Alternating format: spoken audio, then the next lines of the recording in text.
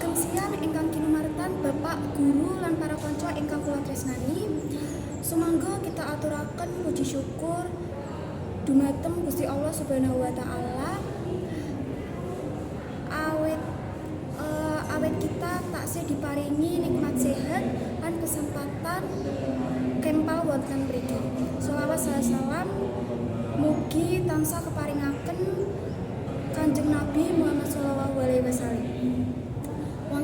Wulan Ramadan inggih punika wulan ingkang kebak berkah, rahmat lan pangapunten. Rasa boten namung nahan ngelih lan ngelak, nanging ugi nahan hawa nafsu, jagi tumindak lan jagi lisan. Saking poso kita sinau tegesipun sabar, disiplin lan tanggung jawab ing gesang saben dinten. Nalika kita ngraosaken ngelih lan ngelak, kita saged langkung mangertos kahanipun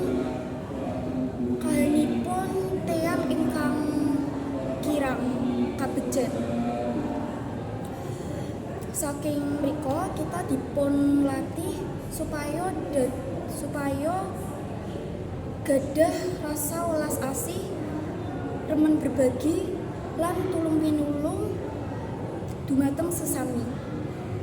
Ramadan ugi ngelingaken kita supados langkung asrih introspeksi diri lan njaluk pangapunten dumateng Gusti Allah Subhanahu wa taala. Wulan menika ugi dados wedal ingkang sae kangge ningkataken ibadah kados salat, tadarus, sedekah lan amal kebajikan sanesipun. Mila sumangga kita manfaataken wulan suci menika kanthi temen supados kita dados pribadi ingkang langkung takwa, langkung sabar lan langkung becik akhlakipun. Boten namung ing wulan Ramadan nanging ugi ing dinten-dinten salajengipun.